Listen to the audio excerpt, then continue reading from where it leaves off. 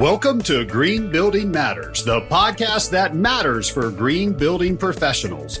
Learn insight in green buildings as we interview today's experts in LEED and WELL. We'll learn from their career paths, war stories, and all things green, because green building matters. And now our host, and yes, he has every LEED and WELL credential. Here's Charlie Cichetti. Hi, everyone, and welcome to the next episode of the Green Building Matters podcast. This is your host, Charlie Cichetti. I hope you're enjoying all of our episodes so far. Here's a sneak peek. In this episode, we talked to Daniel Dreher. He's based out of New Orleans, but he does work in several different regions, including India. And it's a pretty fun conversation. We talk about living buildings and WELL and LEED, and how do you get your clients convinced to, that all these are coming, they're coming out as fast, but how do we accelerate the fact that we need to go ahead and earn some of these certifications and get to the crosswalks. We even cover some of his early inspirations as an architect and how he got into architecture, including a discussion about Frank Lloyd Wright and how he's inspired so many. So please enjoy this episode of the Green Building Matters podcast. Hi, everyone. Welcome to the next episode of the Green Building Matters podcast. I'm joined today by Daniel Dreher, and he is the founder and principal of Tech Creation based out of New Orleans. But we're recording this here at our Atlanta LEED CI Gold office. We've had Daniel in town for a couple days. We've been collaborating, and just can't wait to get into his story. Daniel, thanks for joining us today. Hey, Charlie. It is so great to be here, and you get to meet you face to face and meet your incredible team, and everything you're doing here has got me so excited, and happy to be here and to be a part of this. So thank you for extending the invitation. No, you're welcome. And I think we had first met each other in some LEED classes and even some LEED project experience, some of our more advanced coursework. But you've got several credentials already, and we'll get to those in a minute. But take us back. Where'd you grow up? Where'd you go to college? Take us back. Sure. Well, I'm a Midwesterner. I was born in Michigan. All right.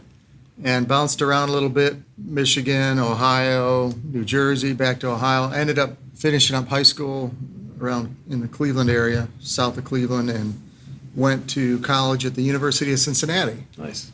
And I actually studied at the Ohio College of Applied Science as opposed to a traditional architecture program. I was more drawn to the kind of the hands-on technology side. So I started out in architectural engineering, technology, and shortly into my education, I discovered Frank Lloyd Wright. Oh, wow. It inspired a lot of people, sure. Yeah. And in a small library in the Ohio College of Applied Science, and it just jumped off the page, spoke to me, my soul, and I said, I got to go. So I actually jumped out a year early from my Nice. University of Cincinnati studies and had 2 phenomenal years at Tellius and East and West, and it was one of the best decisions I ever made. So, but it was immediately that resonance with this.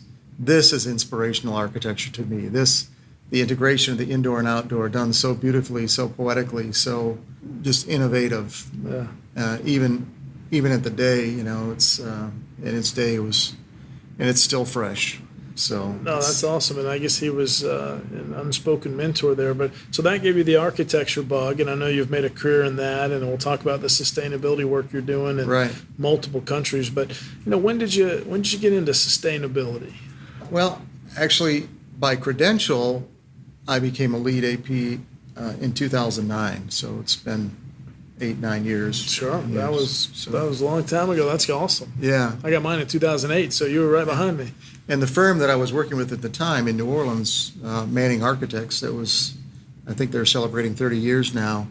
I had come on board as the Director of Construction Administration, and there was a firm mandate that everybody needed to be LEED. Got to do it, yeah. And so everybody did, and of course, as you can imagine, some people pick it up and others are just, okay, I'll do it. But, the passion isn't there. For me, it was there. Okay. I brought the passion with me. So it was just a way of really formalizing that there were ways that you could actually, the notion that you could certify a building and that you could really have a rigorous program that you could go through, which is what LEED offered, to really take a lot of these things that are intangible that I knew were good design principles and formalize them through the process of LEED. Yeah, all those best practices, right? Especially in the 2000s.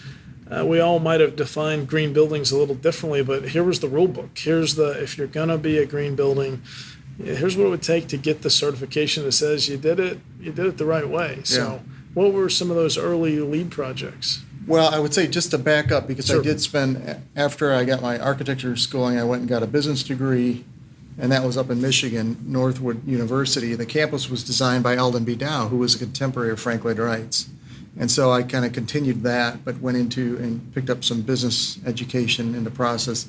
Went back out into Phoenix and was practicing there from like 86 to 93 before I went to New Orleans. That was the heyday when money was flowing back in the 80s. Oh, wow. And so I worked on a lot of great projects there that were practicing with guys that I had gone to Taliesin with. There was a gentleman named Bob Bacon who had a kind of a boutique firm called Studio B, and just did some killer work. The Boulders Resort, Desert Mountain Golf Course, Wow. Clubhouse. We worked on high-end custom residential, and it was all desert sensitive. So, and then 93, I met my wife out there, and happy to say that was a great thing. And she was from New Orleans. Okay. And we're celebrating 30 years this year. Congratulations. So, yeah, I'm excited about that.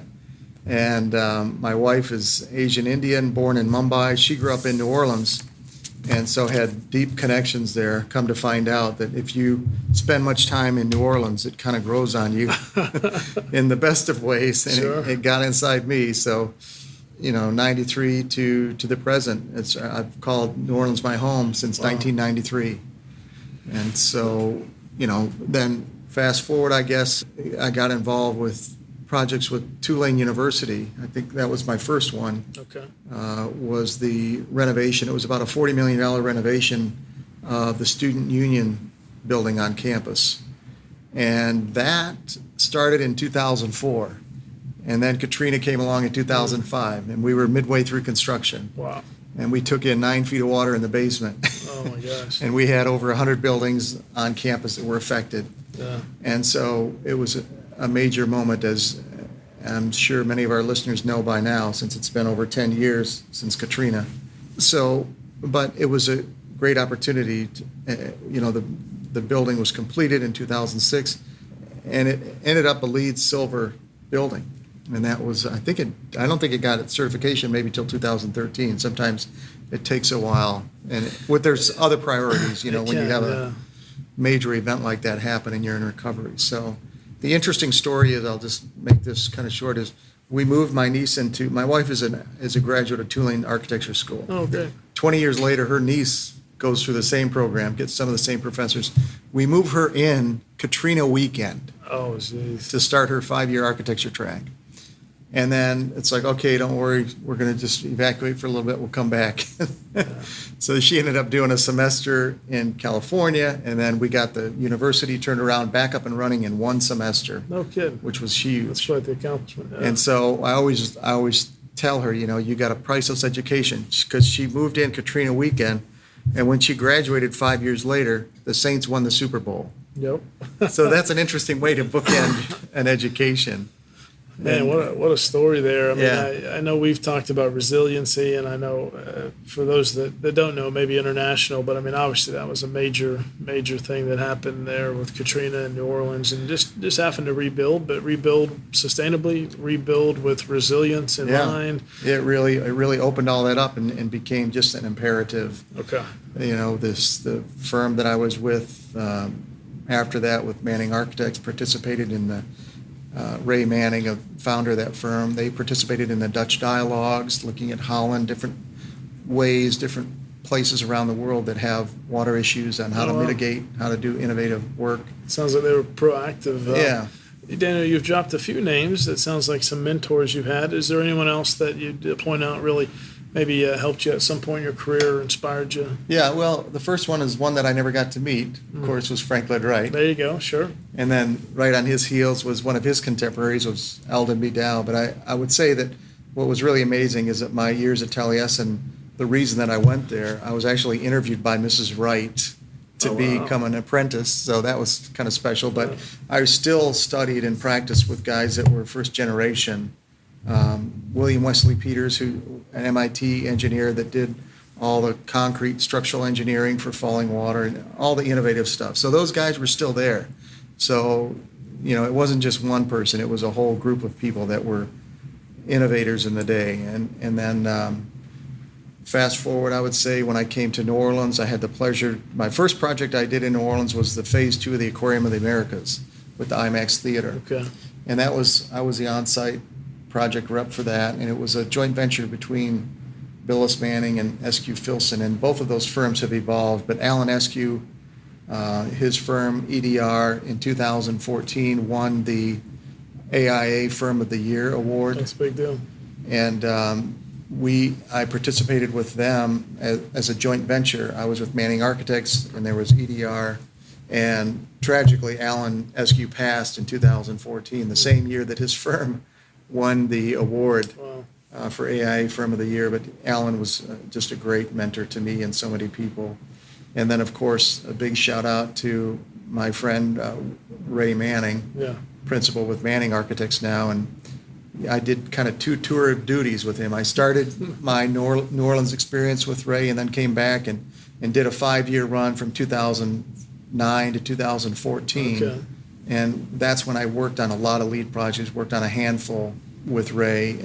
Xavier University, we did some great projects. The Convocation Center, which is an arena as well. Annex, we did a handful of projects there. And, one of my proudest projects came out of that mix, which was the Art Village project, where we took a cluster of buildings that were separate and then tied them all together, created an art compound, and then through just a amazing series of fortuitous events, ended up finding a sculpture from one of the sculptures that had John Scott, who was the head of the art department there for 40 years, a McCarthy Fellow, just phenomenal instructor. His mantra was pass it on. Okay. And he was a huge icon in the community, African American.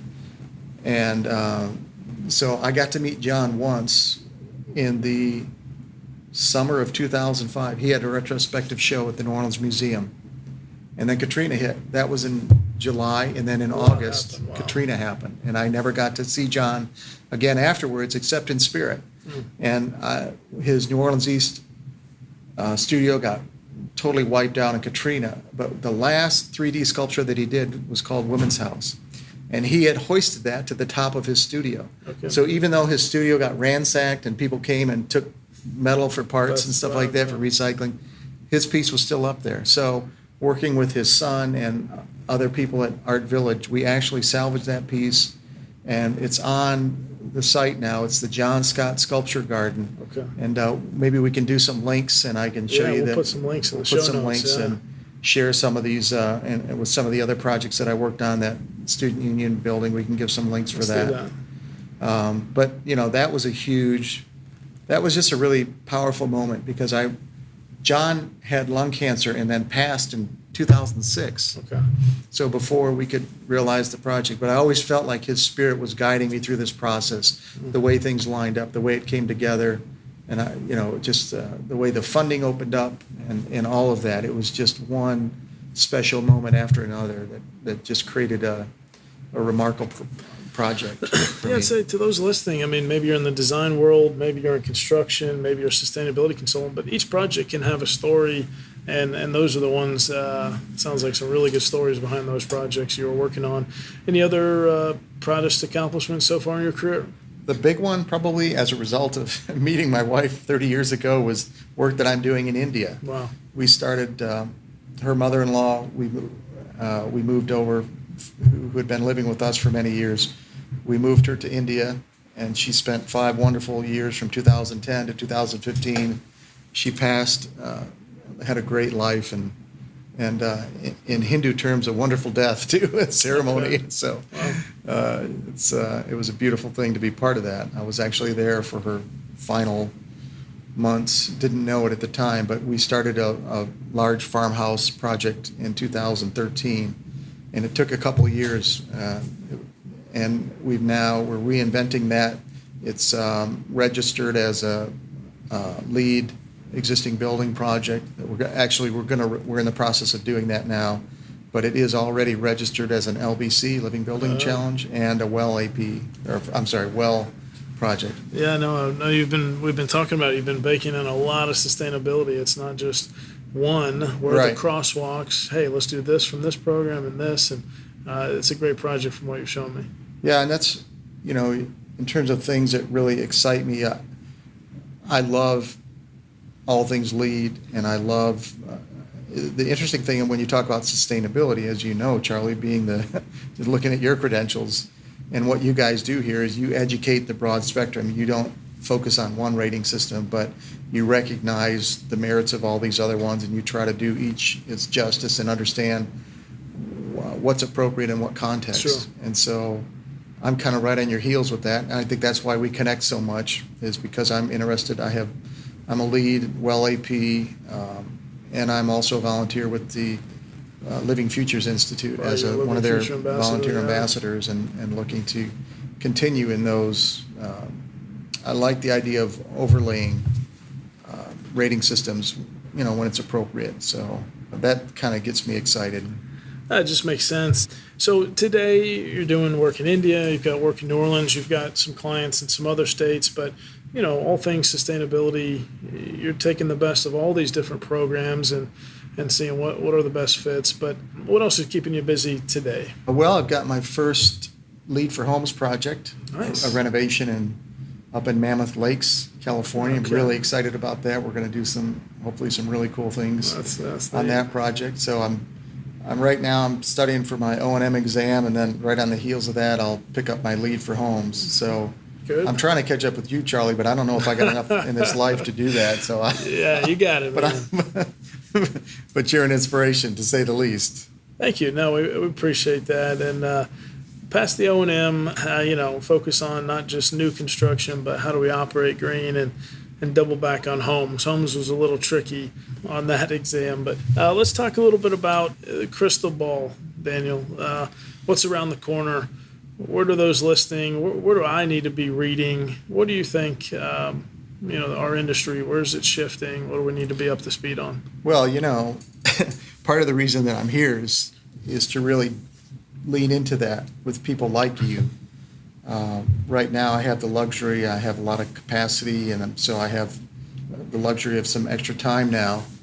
And before my plate fills up, I really wanted to make sure that I came over and we got some face time together and could look at synergies and opportunities that we can collaborate. And so I'm excited about that. In fact, yesterday, through your incredible team, we did a webinar on the future of sustainability and topics that are near and dear to my heart, and also Allison, Laura, one of your key people here. We picked the topics of from resilience to anti-fragile, which leans into some philosophical ground, but that's okay. As creatives, as visionaries, we need to be looking at that, and innovation always starts at the level of thought, cognition, and then as we develop these ideas and they come to the foreground, then we can say, well, how do I make this real? How does this show up? So sustainability is about pushing those boundaries. It starts at the level of thought, and then it shows up eventually in the built environment. It was a fantastic webinar. For those that didn't see it, we'll put a link in the show notes so you can see the recording. But yeah, you were a great guest to have on there. And I think, we have new construction building codes that are going to push us to net zero, that are going to hopefully one day push us to net positive and regenerative design. Yes, we have our existing building stock, but we've got to be having these conversations faster about just knowledge share, information share amongst architect firms. It's, we could speed it up. Let's not just rely on the 2030 challenges, the 2050 challenges. It's how can we be having those conversations now and present it to the client in a certain way that, look, you're going to have to do this in a number of years. If you do it now, you get all those savings from being a really, really efficient and net zero building. So some of it we can speed up. Right. And, for me, Charlie, my interest is broader than just the built environment. My mission statement is accelerating human sustainability, evolving culture, community in the built environment. And that gives me a really broad platform to operate from. And one of the areas that's always been of interest to me is organizational development. It's first of all, as we develop as individuals, What does it mean to optimize our own potential, our innate gifts and talents? And then when we find ourselves in organizations, it's very interesting when you look at people that are pushing the envelope in sustainability. They typically are doing something kind of more innovative in how they're structured as an organization. And so I like to point to things like B corporations and organizational models that are starting to reflect like a triple bottom line, and organizations like the International Living Futures Institute has the JUST certification. There's you can. In fact, I just ordered today off Amazon the book, The Regenerative Business. What is that? Okay. So it's fascinating to lean into that and to see. It's really important. All this stuff, I think there's what it really comes down to. Sustainability for me is not just about the built environment or responding to climate change. For me, it's more fundamental. It's a shift in consciousness. It's an evolution in our consciousness as individuals and as a collective.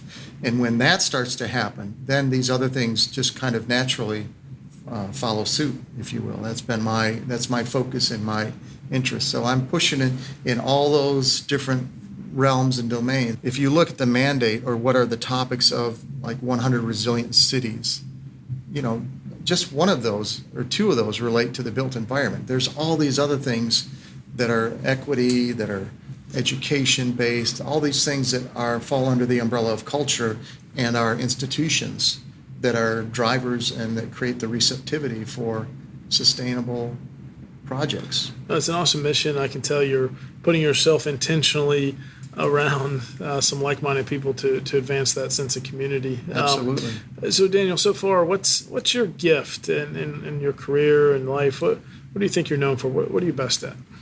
Well, if I look at it professionally, I kind of love it to jump into complex situations, and I've done a lot of turnaround work. I have a capacity to work on a lot of different projects simultaneously and be comfortable in that.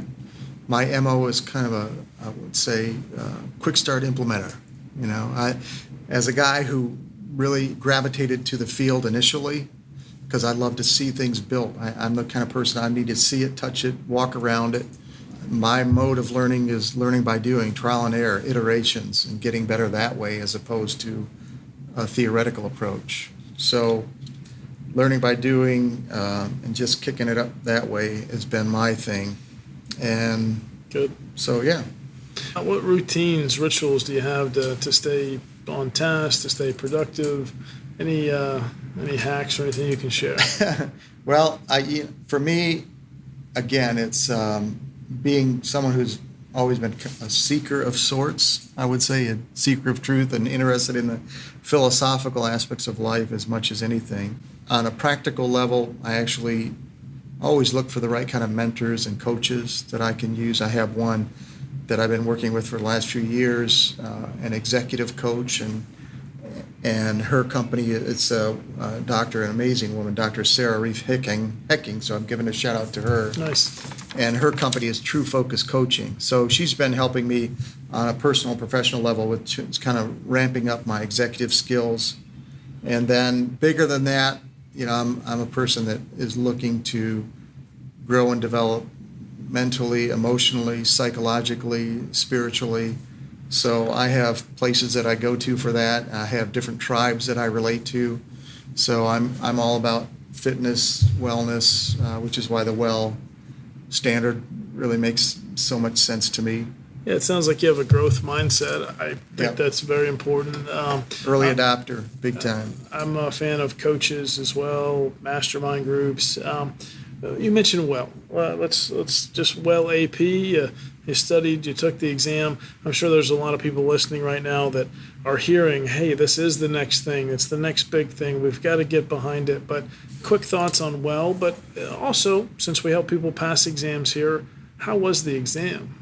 Well, for me, since I relied heavily on what you guys offered the platinum package, and I jumped on that. It's not just the platinum package, but I took all the tools. I like to jump all in and feel like I've got the best resources that I can grab. Nice. And so the practice tests, everything that you guys put together in those really well-conceived packages, man, I just cranked through it. I had the confidence, that, passed it on the first time. I kept hearing you on the back of my sitting on my shoulder. It's like, do this, take it once, pass it. So, and it worked. And I continue to use your products. I jumped in on the O&M package as well. So I just like to have the right tools. The practice tests are great, not just 1 or 20, but I think you can go through and pick the different areas of focus to take the practice tests and all the supportive materials, and it just helps me to get oriented and really get up to speed. Let me ask you about India, if it's okay. Sure. Obviously, we have a big economic boom there, a lot of construction. Can you speak to some of the challenges during construction, but then also fast forward to wellness? Like, do you think that's of concern, or is it let's build, meet the demand, try to be sustainable, and you're going to have to create a market for the wellness side of it?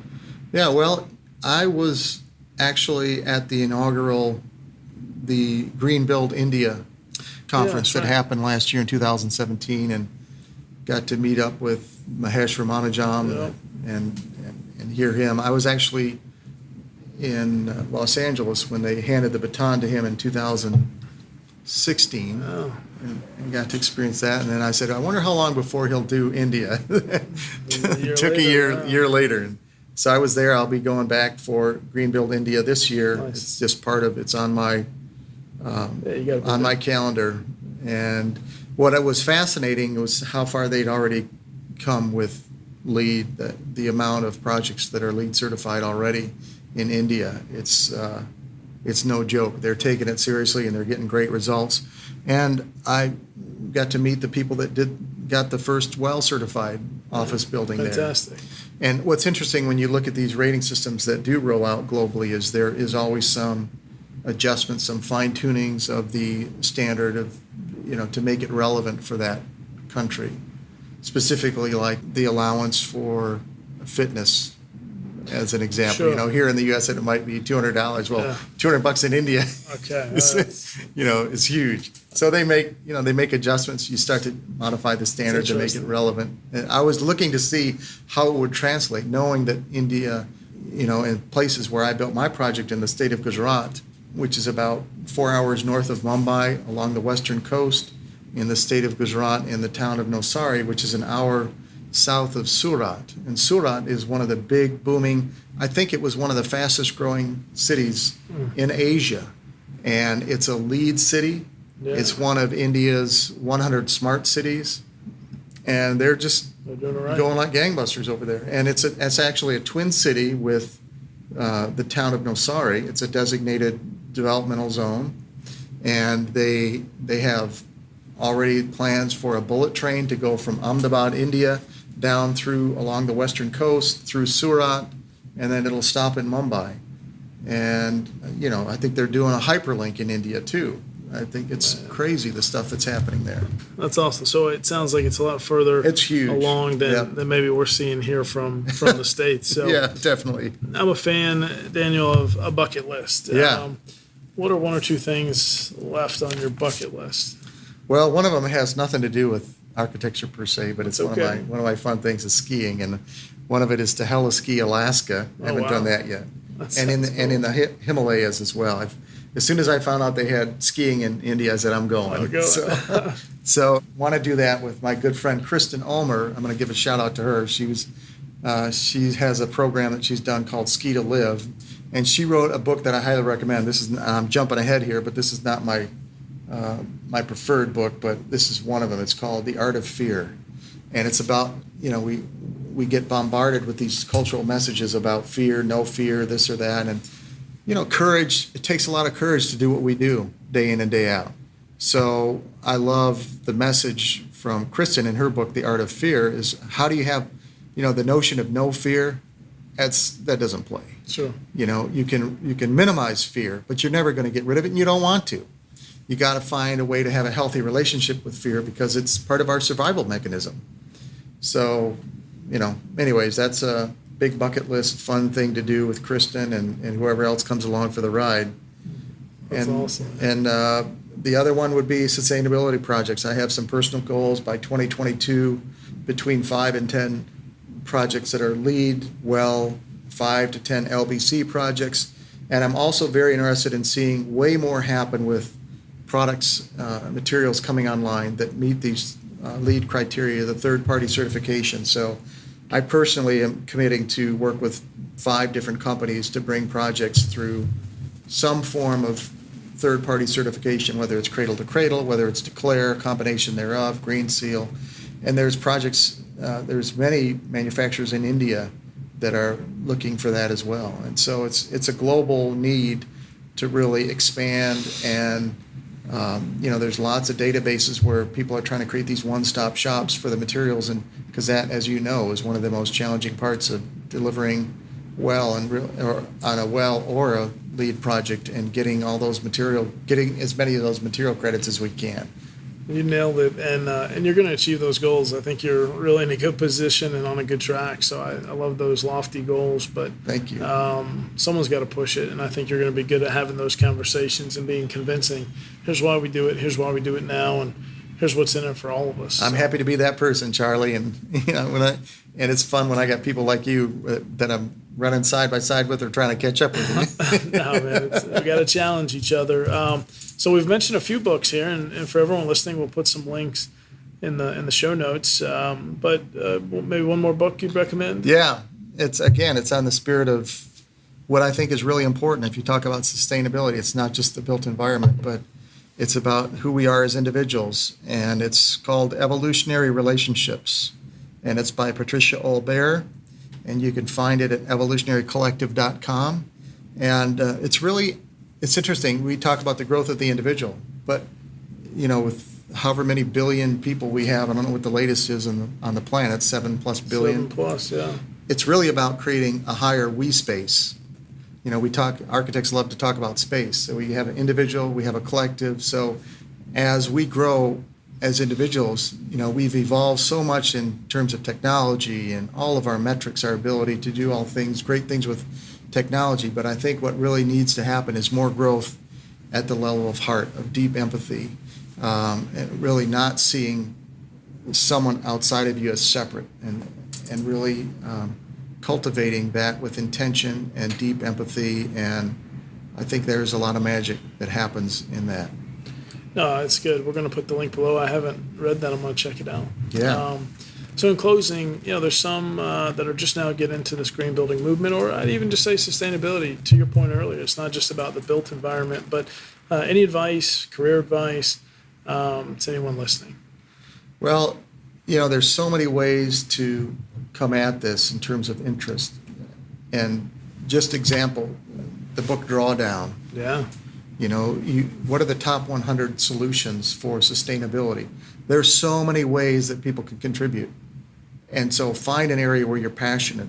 I think all of us are born with kind of a moral obligation to discover our gifts and talents, figure out what our hero's journey is, and find a way not to have an excuse for pursuing that and making it real. And so each of us gets to we're going to leave a legacy whether we like it or not. What will that legacy be? And so, there's so many ways that we can plug in. So find an area that you're passionate, find a need, get the resources, get the education, find your tribe, and go make some magic happen. Go build your dream and do it in a way that you're uplifting as many people as you can. I mean, this is the one shot. The time is now. The need is now. And just go for it, and I'll meet you there. Man, what a positive message. You've been a lot of fun to have on the podcast. I really am enjoying getting to know you more, and I know we're going to be working together on many fronts. So I'm ready. Thanks for being a fan of GBES and being on the podcast. Daniel, thank you. Thank you, Charlie. Thank you for listening to this episode of the Green Building Matters podcast. At GBES.com, our mission is to advance the green building movement through best-in-class education and encouragement. Remember, you can go to gbes.com/podcast for any notes and links that we mentioned in today's episode, and you can actually see the other episodes that have already been recorded with our amazing guests. Please tell your friends about this podcast. Tell your colleagues. And if you really enjoyed it, leave a positive review on iTunes. Thank you so much, and we'll see you on next week's episode.